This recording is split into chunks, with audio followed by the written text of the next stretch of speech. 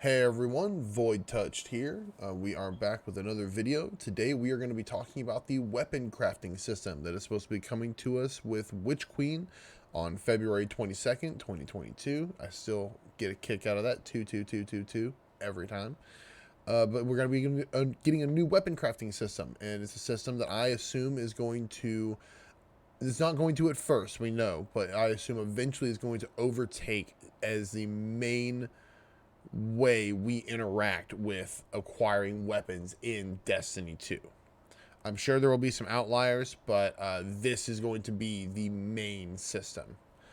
So the way it currently works is you go out and you do the thing, and a weapon drops for you, and it's got several randomly rolled traits on it. It goes anywhere from a barrel to a scope trait.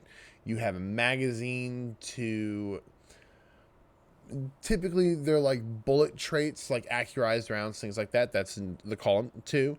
And then traits 3 and 4 are usually the ones that everybody's the most obsessed with. That's where you get things like demolitionist and outlaw and rampage and firefly or dragonfly, depending on what weapons you're looking at.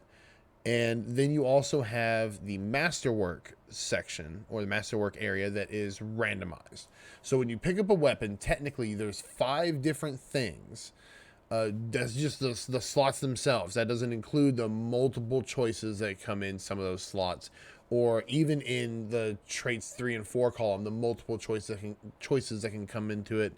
The Vault of Glass is a bad example because the second traits on those are always statically rolled. However, there's currently the Season of the Lost. You can do a tier 3 Umbral Engram, and that will give you randomized extra traits in column 3 and 4. Basically, when you pick up a weapon, it randomizes the selection for you. It gives you that weapon with what the RNG decided that weapon should have for you. That is what currently drives the system and the economy for farming out a good weapon, farming out good rolls. You do the Grandmasters right now when good weapons are up, like the Palindrome, which is currently up this week at the time of recording this video, and people are farming out the Palindrome in the Grandmaster because the Palindrome Adept is a really good gun if it's got the right traits on it. If you farmed out this gun and it dropped with the traits you want, then excellent. Nothing else you need to do. The odds of that happening the first, second, third, fifth, 10th, 15th, 20th time, 50th time for some people is slim to none, based on all the different randomized choices that go into a weapon. Recently, the Grasp of Avarice dungeon came out, and one of the rewards was Ias Luna. And of course, we know that there's a lot of people that were super excited for the Ias Luna. So I've seen screenshots of some people who have done over 100 completions of that boss fight alone that the Ias Luna drops from, which is the final boss of Grasp of Avarice. But the final boss fight of that dungeon is the only place Ias Luna drops, and people have farmed it into oblivion to get a god roll of Ias Luna. So that is the current system. The current system is you want this weapon, you go out, you find the activity that it's part of, you earn the materials, you earn the currency, you find the engrams, whatever it is you have to do to farm for this specific weapon that you're looking for. Some can be target farmed, which are usually the ones that come from raids or dungeons, or specific activities like Dares of Eternity, which we currently have. Technically you can target farm for those, but they're also kind of all enclosed in their own little area, so I don't really count that one. What I look at is, you want to get any of the old Trials in the Nines weapons. Well, those are all now in the Prophecy dungeon, which I don't know how long we have to wait before we call them Prophecy weapons as opposed to Trials of the Nines weapons, but that's where they started, was Trials of Nine. So that's probably what they'll be known to the end of time until they get redesigned, which I hope they do soon. But so there's Trials of the Nines weapons that are in the Prophecy dungeon, and if you want them, they come from certain encounters. You farm out those encounters. There is no limit to them. You can only get one pinnacle drop or powerful drop from those encounters per week, but you can keep farming through, and it will keep dropping loot for you. So that is our current system. That is the way we are currently interacting with loot in this game. So knowing that that is how we interact with loot, what we're going to go ahead and do is we're going to take a look at the weapon crafting section. This is from the Witch Queen reveal live stream. This is a very brief clip. I think it's only like 47 seconds. I cut this out of the live streams. 47 seconds. This is the bulk of the information we have about weapon crafting. So let's go ahead and give it a look. Now, chasing weapons has been an integral part of the Destiny Pursuit game since the beginning. And over the years, we've added more deterministic paths to get the rolls that you want on guns. Think things like Umbral Engrams and the Raid Chest. Weapon crafting unlocks the freedom to choose all that and more. It gives us ultimate control over the guns. Now, this is a combat-focused crafting and progression system. That means the more you use these weapons, the more objectives you complete with them, the more you'll level them up, and the more powerful they grow over time. And at launch, here's the awesome thing. You'll be able to craft all Throne World weapons, new raid weapons, and the seasonal weapons. There's just a ton of stuff to do in this system. And the Witch Queen is just the beginning of weapon crafting. We have plans to add more craftable weapons, both legacy and new, throughout the year. So now that we've seen the information they've given us, we kind of have a little bit more of an idea of what we're going to be interacting with directly. If we can take it first, we have this. These seem to be molds. That's what it seems to be that we're looking at. They're molds for certain parts of a weapon. I'm assuming the ones we're looking at here directly, like this has got to be a piece of the glaive. That has got to be what we're looking at specifically, because we know that the glaive, the first way that we achieve it, or the first way that we obtain it, that is going to be through crafting it start to finish in this system. When we get access to the weapon crafting system, we don't know yet. It looks like it's partially plot based. We'll get into that in a moment. But if we take a look here, we're going to go ahead and fast forward over to the bigger table. Here we go. Okay, so we're going to go ahead and let it sweep around here, and we're going to get closer into these molds. So this looks like, let's get back in there, potentially a sword. We haven't seen something a lot that has this curve that follows along. We haven't seen that quite a lot. But these back here look interesting and different because we're not quite sure. Like right here, this has to be scope. But like, what are some of these that we're making? I don't understand how some of these are meant to fit together so far. Like, what parts are we building? Are we building actual, like, physical components of the weapons that we can see? Is this going to have a cosmetic side to it? If it has a cosmetic side to it, that's going to be mind-blowing, because that's not anything that we expect. If we look back on the weapon crafting of old, they haven't really done anything like that. So if we look back into the past, they've had several different, not attempts, I would say, at weapon crafting, but they've made passes with the current system that they have had in place to see what kind of weapon customization and weapon crafting per se would be the best and the most available to all players. The first real, I would say, attempt at this was the Necrochasm in Destiny 1.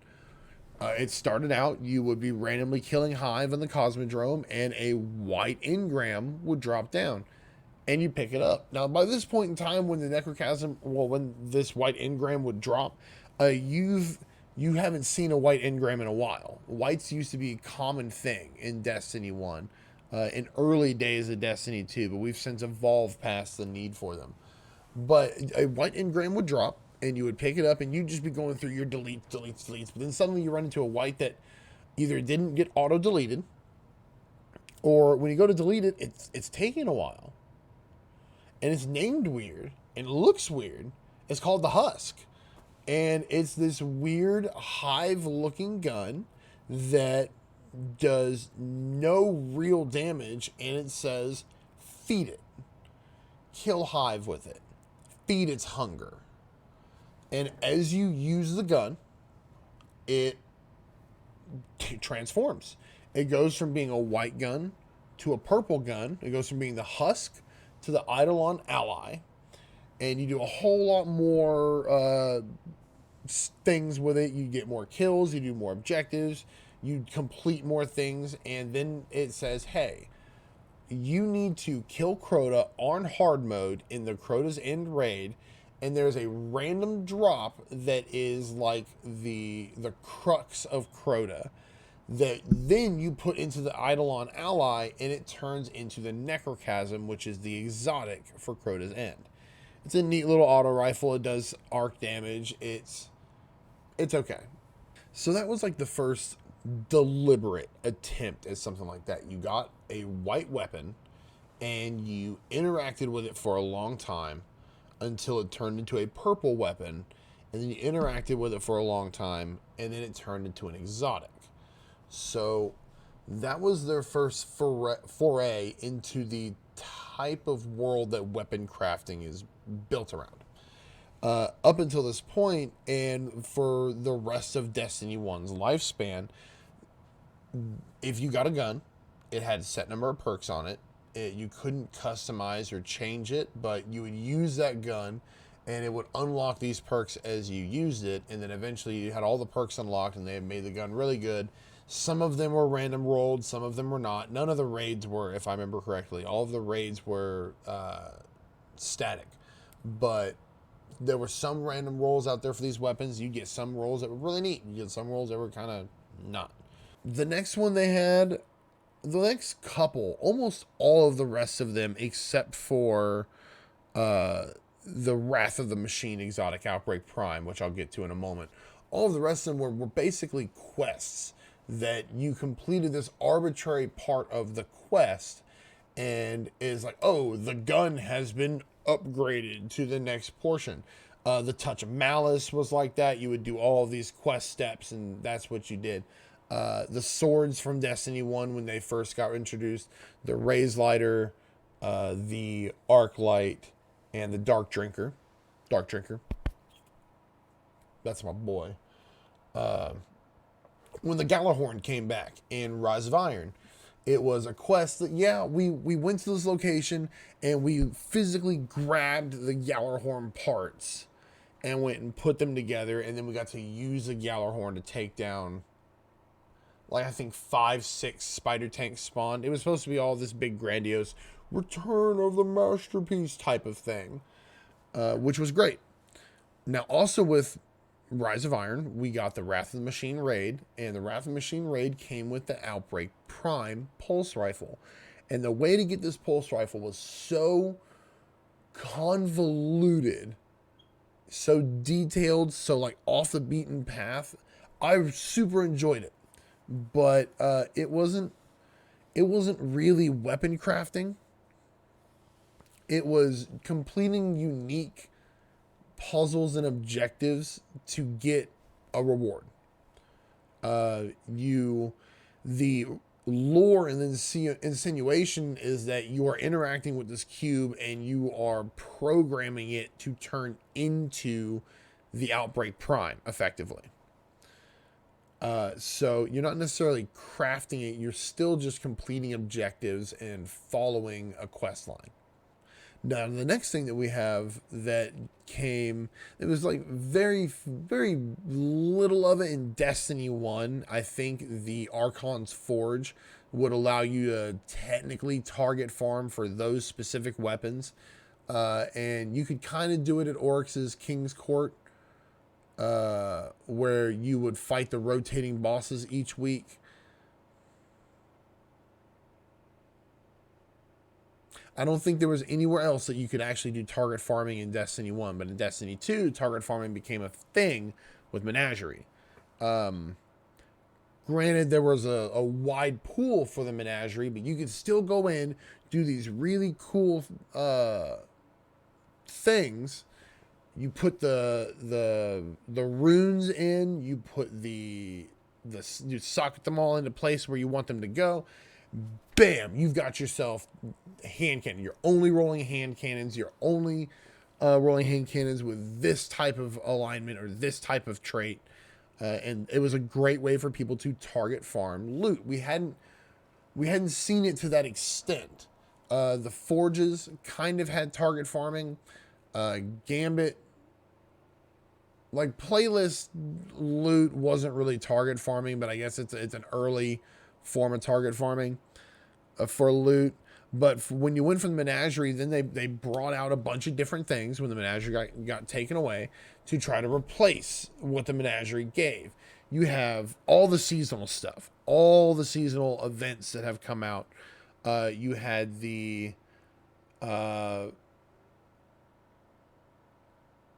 whenever you invaded the Black Garden, I was trying to think of what it was called. Okay. You had the invasion of the Black Garden. You have the Sundial from Season of the Dawn. You've got Rasputin's Seraph Towers and the legendary Lost Sectors that were happening in Season of the Worthy. Umbral engrams were introduced in Season of Arrivals. And Umbral engrams have been a staple every season since they were introduced. That's this entire year. Every season has used Umbral engrams as the main way for you to target farm gear. You can do the activities. That's fine.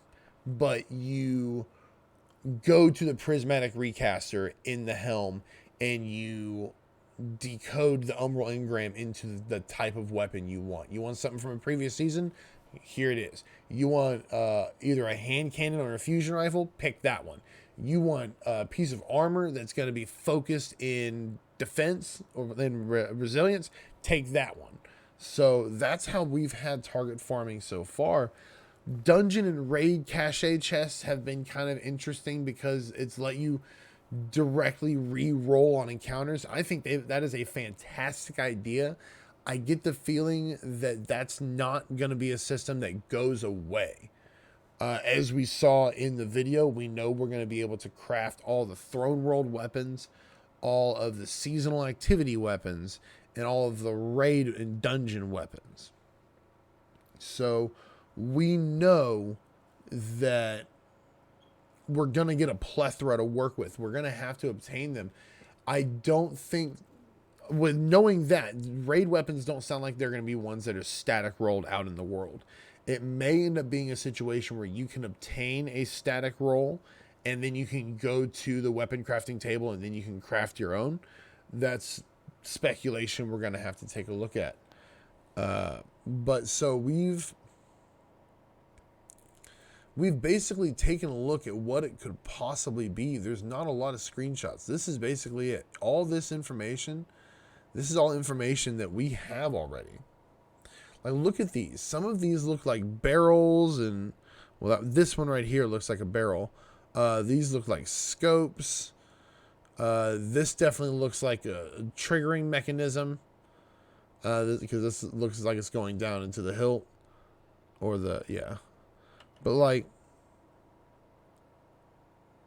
what is this? What part would this be? What part would this be? Would this go on a trace rifle? Is this a trace rifle part? Are these parts unique to certain guns? Are these just generic things they have down? I'm pretty sure these would coordinate with something. These look like for stock. Like, this is all, like, this looks like it's something for Sleeper Simulant or some of the Seraph weapons, which would fit because in this trailer specifically, that is the weapon set that they show when they talk about that they're going to be bringing weapons in the future. We've got several different pieces here that make it look like they are large and important pieces. Like, this is going to have to be for the glaive as well, I'm sure. This is going to be for where you put the final product. Because if we look at the glaive, like was my original suggestion, so this could be the tree. Ooh, I didn't notice that. This glaive has a curve to it, sort of like this green one. That is a different glaive. I don't know if anyone has noticed that yet, but that is a different type of glaive. So I don't know if that's going to make it exotic. Because, yeah, that is straight up different. So we already know just through this that the glaive is going to have 2 different styles of heads we're going to be able to put on it. And that is amazing. That is big news. I don't know if it's exotic. If that's an exotic and we can craft an exotic, that would be interesting. But we do at least now know there are 2 different glaives in the game. The standard one we've seen, and now this one that this hunter is holding that is curved, that is based off of the green block that it's on the table right in front of where they're standing. But it is a better shot of it right here. It is this. So this is another blade for the glaive that the hunter is holding. Let's see if there's another shot of them. And this one goes straight back to him. So yeah, there's not going to be another shot of it. But yeah, so we have a whole new weapon. I don't know if anybody's even talked about this yet. So we have a whole new setup for this glaive.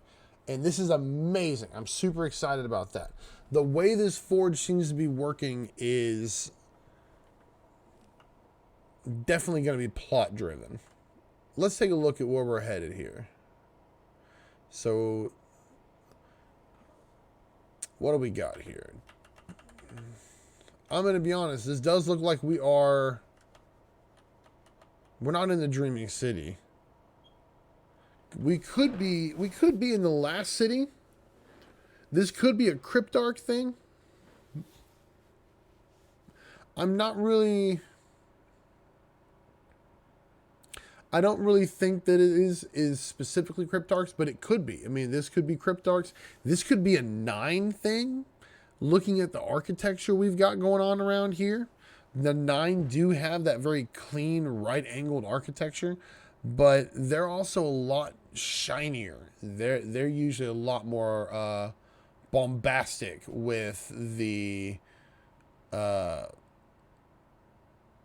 aesthetic of their stuff. Zoom in a little more here. It could be in Savathun's throne world. We could be crafting something specifically in her throne world. Let's take a look here at what else we got. Like I said, I think some of this red, I believe, is going to be like the full set for the glaive. But yeah, we're looking at, looks like several different styles of molds here. But I'm not seeing, back out into the big room, I don't see any NPCs milling about. It does not look like this is a location that is public. But this isn't Hive.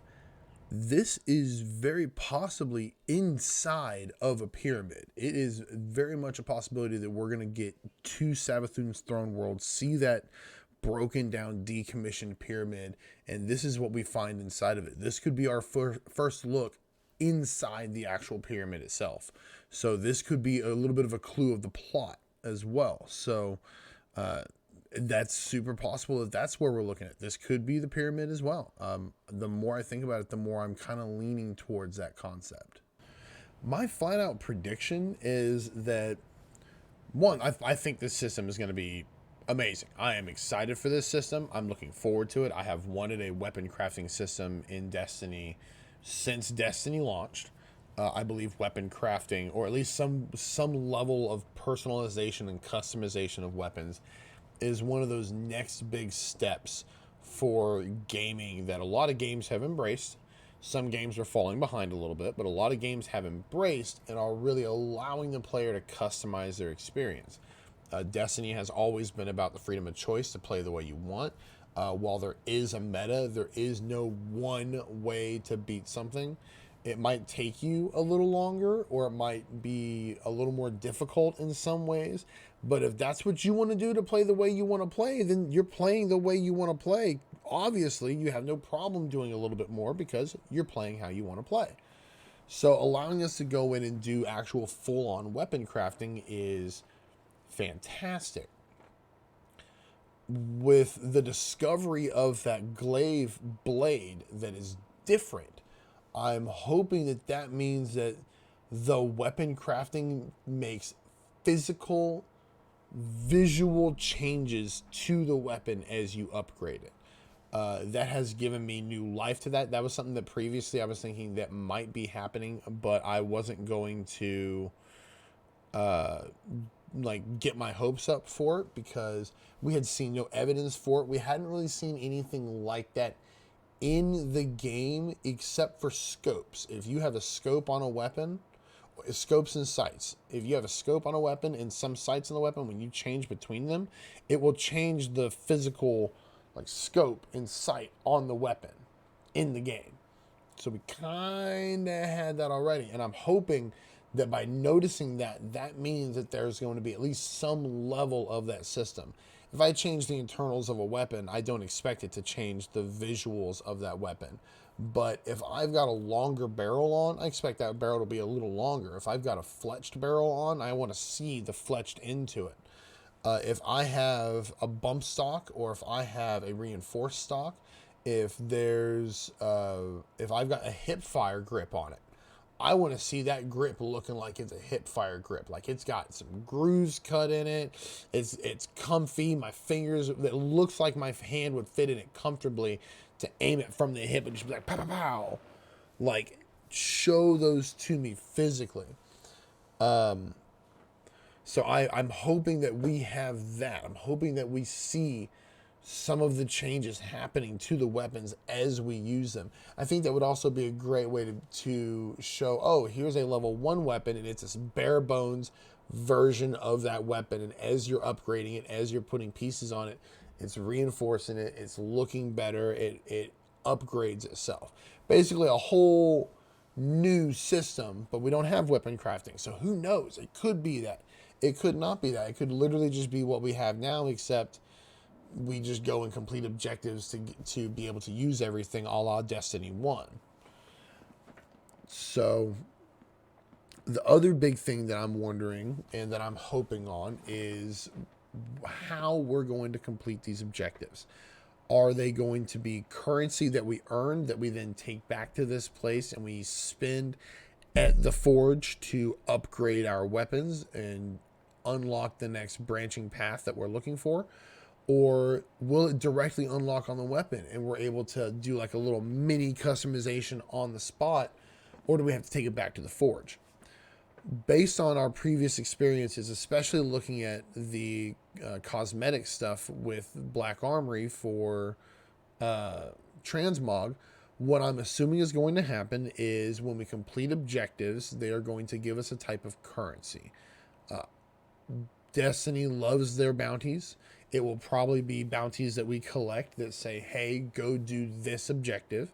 And it will give you a currency that you then take to the forge, and you have to spend this currency at the forge on the weapon. That is probably, at this point, that is the most likely outcome because every other system in Destiny 2 currently works like that. You get the bounty, you complete the objective, you get the currency, you buy the thing, you upgrade the thing, you get the parallax trajectory that we have for Season of the Lost. You get the strange coins that we have for Dares of Eternity.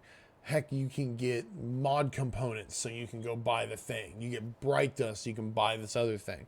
Bounties are the way you get materials and currency in Destiny 2.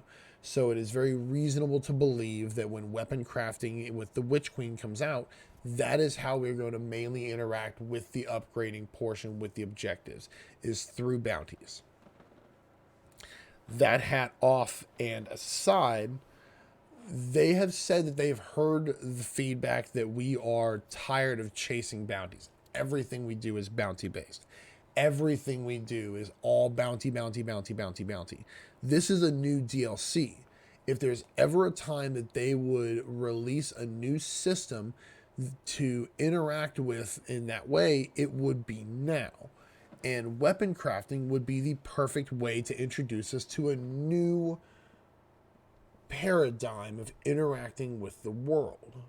So what I mean by that is, let's say you get a sidearm and you get the new sidearm, and you want to upgrade this sidearm to the best of its capabilities. So when you want to do that, you're sitting at the crafting table, you're looking at the sidearm, and the sidearm is like, use this weapon to get the final blow on 4 elites. So you go out, you use that sidearm. It's a piddly sidearm. It's not doing a whole lot. It hasn't been upgraded. It hasn't been customized. So killing 4 elites with this sidearm does require some actual thought. You can just use the sidearm, but then it doesn't do a lot of damage. So you're really having to sit and plug this freaking elite. Or you use it, and you finally kill them that way, that is. Or you turn around and you pull out your other gun that's already upgraded, or it's one of the ones that is previous, that's a static roll or is a random roll, and you weaken the enemy. Then you pull out the sidearm, put a few rounds into them until they die, and you've completed the objective. It's something you can't just run around and just be like, ha ha, spray bullets, throw abilities, run around, just detonate everything in a general area with a rocket launcher, because your sidearm didn't do anything. So by doing that, it creates a system where we are interacting with it directly. And even if it's one of those where you complete the objective on the gun, and then you have to take the gun back to the forge table, and you put it in the forge table, and it upgrades to the next point, that's fine. You're still crafting that weapon. You're still taking it from a base form and doing stuff to make it better. I hope we don't have to go back to the table every time. I hope if we have a weapon like that, when we forge it, that's the last time we have to visit the forge for that weapon, unless we're ascending to the next section of it. If it's like, complete these 3 objectives, and these 3 objectives give you access to the first row of traits. If you want to start progress on getting the second row of traits, or the second column of traits, or whatever you want to look at for any of those, then you have to go back to the table, and you have to spend resources or spend time or do whatever to reinforce it. And it goes from looking like this bare bones, basically metallic frame, and you put a new piece of metal over it. That's what I'm hoping we see. I'm hoping that when they go through and we can see the legacy weapons that they're bringing in, it's based off of what's in your collections. I don't have to go out and earn another 7 Seraph Officer's revolver, because I already have one. So I can just immediately go to the crafting table and be like, 7 Seraph Officer's revolver, and immediately start crafting it. Those are my thoughts. Those are my predictions. I think weapon crafting is going to be a fantastic addition, and I think that it is going to really push the boundaries of our weapon system beyond what it currently is. There are some concerns. Basically, at this point, eventually everyone could have the same role, and that's true, but they had to earn it. They put time into unlocking all of those skills for the perks that everybody wants. So, and even if it's like the first 2 perks, just using the weapon, from the way they made it sound, just using the weapon is eventually going to unlock everything anyways. So even if you're not working past like the second set of traits that you've unlocked, you're still going to be unlocking extra stuff for it, because you're still going to be using the weapon. Tell me what you think. Put your comments down below. Give me a like, follow. Check me out on Twitch, the whole 9 yards. Weapon crafting is going to be great. It's the future. I'm looking forward to it. Catch y'all later.